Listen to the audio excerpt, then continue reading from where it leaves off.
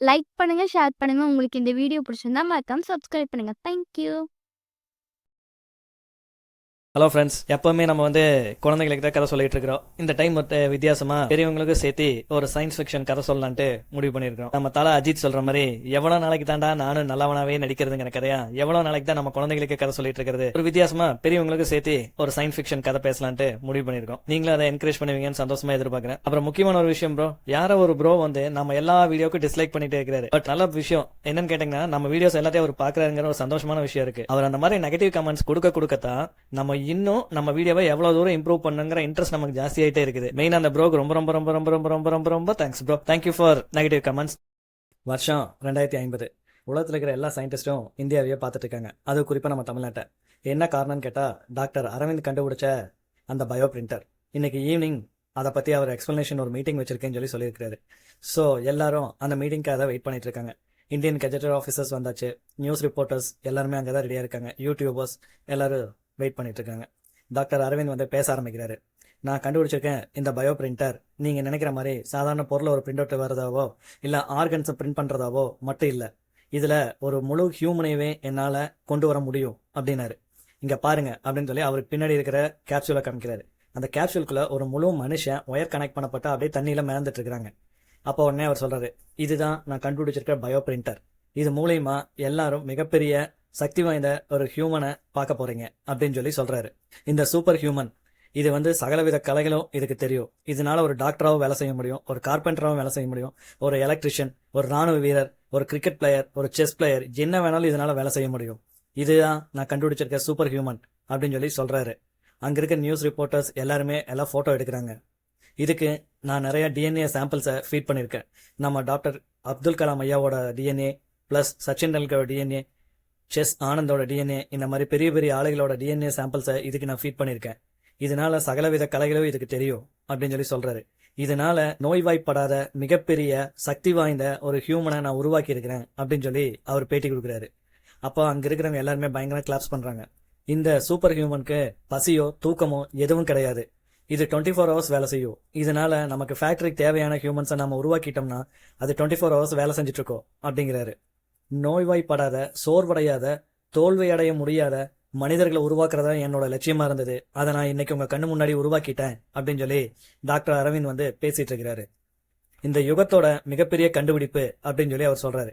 அப்போ ஒரு news reporter அவர்கிட்ட கேட்கிறாரு, சரி ஓகே, இந்த சூப்பர் ஹியூமனை யாருனாலே கண்ட்ரோல் பண்ண முடியாதா, இல்ல யாருக்கெல்லாம் இது கண்ட்ரோல் ஆகும் அப்படின்னு கேட்கிறாரு.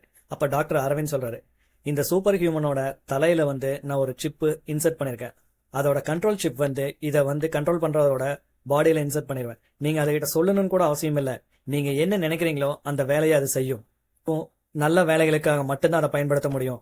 நீங்க அன்அபிஷியலாவோ இல்ல கவர்மெண்ட்டுக்கு எகென்ஸ்டாவோ அதை பயன்படுத்தணும்னு நினைச்சா இம்மிடியட்டா அது அதனோட செயல்திறனை அழிச்சிடும்.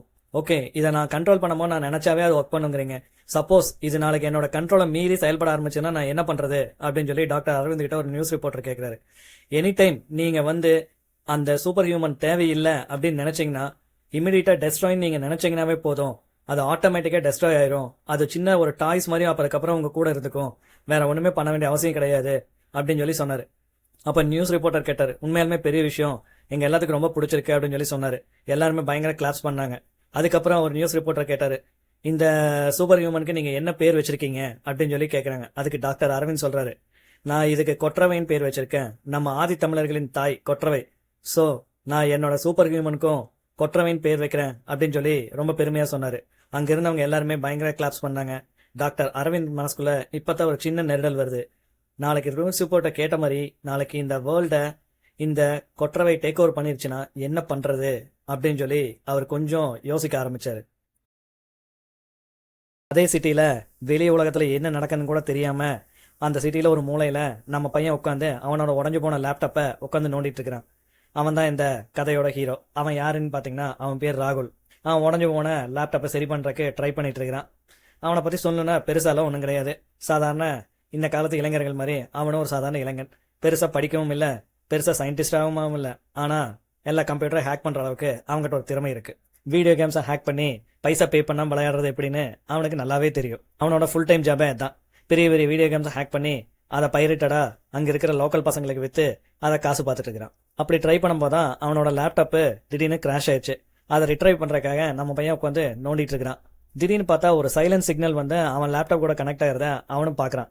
இந்த சிக்னல் எங்கிருந்து வருது, சம்பந்தம் இல்லாம இது எங்கேயோ போய் கனெக்ட் ஆகுது அப்படின்னு யோசனை பண்ணிட்டு உட்காந்துருக்கான். சரி உள்ள போய் அதை நோண்டி பார்ப்போம்னு சொல்லி நம்ம பையன் உள்ள போய் கோடிங்ல அப்படியே ட்ரேஸ் பண்ணி உள்ளுக்குள்ள போயிட்டு இருக்கிறான். போக போக போக போக போக டிஃப்ரெண்ட் கோட்ல உள்ள போய் அது கடைசியா ஒரு இடத்த போய் டச் பண்ணுது. அதுதான் அரவிந்த் லேப். யாரு? நம்ம டாக்டர் அரவிந்தோட லேபையா? ஆமா, எக்ஸாக்ட்லி. ஆனா நம்ம பையனுக்கு அது தெரியாதே, அது டாக்டரோட அரவிந்தோட லேபு தான் சொல்லிட்டு இது எங்கடா வித்தியாசமா ஏதோ லேபுக்குள்ள போய் கனெக்ட் ஆகுதுன்ட்டு நம்ம பையனும் அதை உள்ள போகாம தடுக்க ட்ரை பண்றான். பட் இவனையும் மீறி வேற யாரோ இவன் கம்ப்யூட்டரை ஆக்டிவேட் பண்றாங்க. இப்போ அவன் லேப்டாப் வந்து டாக்டர் அரவிந்தோட லேப் கூட கனெக்ட் ஆயிருச்சு. இதுக்கு நடுவுல அந்த பயோ பிரிண்டர் லேப்ல கூட்டமெல்லாம் ரெடி ஆயிட்டு இருக்குது. நம்ம டாக்டர் அரவிந்த் வேற பயோ பிரிண்டரை ஸ்டார்ட் பண்ண போறாரு. ஓகே அப்படின்னு சொல்லிட்டு பயோ பிரிண்டரை ஸ்டார்ட் பண்ணிட்டாரு. அந்த டியூப்ல எல்லாமே அந்த ப்ளூ கலர் லிக்விட் ஃபுல்லா என்டையரா போய் ஒரு வித சத்தத்தை எழுப்பி அந்த ரூம் ஃபுல்லா ப்ளூ கலர்ல பயங்கர பிரகாசமா ஏதோ ஒளியுது. திடீர்னு பார்த்தா கேப்சூல்ல ஒரு மனுஷ உருவம் தெரியுது. எந்த வித குறைபாடும் இல்லாம நம்ம ஒரிஜினல் மனுஷனை போலவே ஒன்னு கண்ணு முன்னாடி அப்படியே வந்து உயிரோட நிக்குது. அப்ப டாக்டர் அரவிந்த் சொல்றாரு, நான் என்னோட பயோ பிரிண்டர் மூலியமா என்னோட கொற்றவைக்கு நான் உயிரை கொடுக்க போறேன், எல்லாரும் பாருங்க அப்படின்னு சொல்றாரு. கூட்டமே ரொம்ப அமைதியா இருக்குது. இப்ப கொற்றவை அவங்க கண்ணு முன்னாடி உயிரோட வந்து நிக்கிறா. எல்லாரும் அப்படியே ஷாக்கா பார்த்துட்டு இருக்கிறாங்க. டாக்டர் அரவிந்த் வந்து ரொம்ப சந்தோஷமா என்னோட கொற்றவை வந்துட்டா, எல்லாரும் பாருங்க அப்படின்னு சொல்லி ரொம்ப சந்தோஷமா கத்துறாரு. கூட்டமே அப்படியே உறைஞ்சு போய் நிக்குது. ஒரு நிமிஷம் டாக்டர் அரவிந்துமே உறைஞ்சு போயிட்டாரு. ஏன்னா ஒரு உயிருள்ள மனுஷன் மாதிரியே அது அப்படியே கண்ணு முன்னாடி நிக்குது. அந்த அறையில எந்தவித அசைவும் இல்ல, எந்தவித பதட்டமும் இல்ல, அப்படியே அமைதியா நிக்குது. அந்த கொற்றவையும் ஒருவித பயமும் இல்ல. புதுசா என்னமோ ஒரு இடத்த பார்த்து பயப்பட வேண்டிய அவசியம் இல்ல. அப்படியே வெச்சக்கன்னு வாங்காம அங்கிருந்த கூட்டத்தை எல்லாமே பார்த்துட்டு இருக்குது. அப்படியே சுத்தி இருந்த எல்லாத்தையும் அதை கால்குலேட் பண்ணிட்டு இருக்குது. டாக்டர் அரவிந்தே ஒரு நிமிஷம் அப்படியே பிரமிச்சு போயிட்டாரு. அவர் வந்து ரொம்ப வலிமையாவும் புத்திசாலித்தனமாவும் எதிர்பார்த்தாரு. ஆனா அது வந்து எந்தவித ஆர்ப்பாட்டம் இல்லாம அமைதியா அதோட கேமரா கண்ணு மூலியமா எல்லாத்தையும் ஸ்கேன் பண்ணிட்டு இருக்கு. ஆனா நம்ம உலகத்துக்குள்ள புதுசா இப்ப என்ன வந்திருக்குதுன்னு யாருக்கும் எதையும் யோசிக்கக்கூடிய நிலைமையில இல்ல. இப்போ கொற்றவை உயிரோடு வந்துட்டா. அதே நேரத்துல தன்னோட சின்ன ரூம்ல உட்காந்து ராகுல் வந்து அவனோட லேப்டாப்பை சரி பண்ண ட்ரை பண்ணிட்டு இருக்கான். திடீர்னு பார்த்தா அவனோட லேப்டாப்ல டிஃப்ரெண்ட் சைன் லாங்குவேஜ்ல வருது. இந்த லாங்குவேஜ்ல நம்ம படிச்சதே இல்லையே, டோட்டலி அன்அஃபிஷியல் லாங்குவேஜா இருக்குதே, என்னவா இருக்கும் அப்படின்னு சொல்லி நம்ம பையன் யோசனை பண்ணிட்டே இருக்கான். திடீர்னு பார்த்தா ஒரு கீவேர்டு ஓப்பன் ஆகுது. அவன் உடனே ஷாக் ஆயிட்டான். அவன் ஹார்ட் பீட் வேற ரொம்ப ரைஸ் ஆகுது. மச்சான் மனசுக்குள்ள சொல்லிக்கிறான், என்னமோ நடக்குது, பார்க்கலாம் என்ன போதோ அப்படின்னு சொல்லிட்டு அவன் சேர்ல லைட்டா சாஞ்சு உட்காந்தான். திடீர்னு பார்த்தா அவன் லேப்டாப்ல ஏதோ ஒரு உருவம் வர மாதிரி இருந்தது. திடீர்னு அது ஒரு வேர்டு மட்டும் சொல்லுது, நாங்கள் விழித்துக் கொண்டோம் அப்படின்னு சொல்லி ராகுலுக்கு சொல்லுது. ராகுல் டென்ஷன் ஆயிட்டா, ஏமா விழிச்சா எனக்கு என்னடா, ஏன் லேப்டாப் ஏன்டா நோன்றீங்க அப்படின்னு சொல்லி டென்ஷன் ஆகி கத்திட்டு இருந்தான். ஆனா அவன் டைப் பண்ண ட்ரை பண்றான். ஆனா அது டைப்பும் ஆக மாட்டேங்குது, ஒன்னும் ஆக மாட்டேங்குது. எங்கெங்கயோ வேர்ட்ஸ் என்னென்னமோ வருது. மறுபடியும் கொஞ்ச நேரம் கழிச்சு நாங்கள் விழித்துக் கொண்டோம் அப்படின்னு சொல்லி சொல்லுது. ஏய் யாரா விழிச்சிட்டீங்க, நீங்க விழிச்சா என்ன, விழிக்காம போனா எனக்கு என்னடா, ஏன் லேப்டாப் ஏன்டா நோன்றீங்க அப்படின்னு சொல்லி ராகுல் டென்ஷன் ஆகி கத்திட்டு இருக்கிறான். அவனால எதையுமே டைப் பண்ணவும் முடியல. திடீர்னு ஸ்கிரீன் ஃபுல்லா பிளாக் ஆயிருச்சு. அப்புறம் பார்த்தா கொஞ்ச நேரம் கழிச்சு மறுபடியும் டிஸ்பிளே வந்தது. ஆனா அந்த லேப்டாப்ல யாரோ ஒருத்தர் உட்காந்து இவனை பார்த்துட்டு இருக்கிற மாதிரியே ஒரு ஃபேஸ் வந்து அங்க டிஸ்பிளேல காமிச்சது. நம்ம பையன் அரண்டுட்டான். மக்கா யாரா அது, லேப்டாப்ல யாரோ உட்காந்துட்டு இருக்கிறாங்க அப்படின்னு சொல்லிட்டு. லேபுக்கு வெளியில மற்றும் சிட்டிக்கு வெளியில ஏன் இந்தியாவில் இருக்க எல்லாருமே பயங்கரமா செலிப்ரேட் பண்ணிட்டு இருக்காங்க. நியூஸ்ல ஹெட்லைன்ஸ்ல கூட இந்தியா சாதிச்சிருச்சு, டாக்டர் அரவிந்த் வந்து சாதிச்சிட்டாரு அப்படிங்கிறாங்க. ஏன்னு கேட்டா சூப்பர் ஹியூமனை கண்டுபிடிச்சிட்டாங்க, இனி இந்த உலகத்தோட வல்லரசு இந்தியா தான் அப்படின்னு சொல்லி எல்லாருமே பாராட்டிட்டு இருக்கிறாங்க. ஆனா இது எதுவுமே தெரியாம நம்ம பையன் படுத்து தூங்கிட்டு இருக்கிறான்.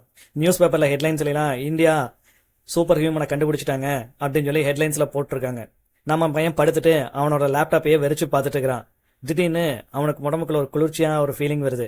சரி ஓகே, என்ன நடந்தாலும் நம்ம லேப்டாப் பார்த்துக்கலாம் அப்படின்னு சொல்லிட்டு அவன் நடக்க போற எந்த விஷயத்தையும் யோசிக்காம, ஏன்னா அவனுக்கு தெரியாது என்ன நடக்க போகுதுன்ட்டு, அவன் படுத்து தூங்கலான்னு ட்ரை பண்றான்.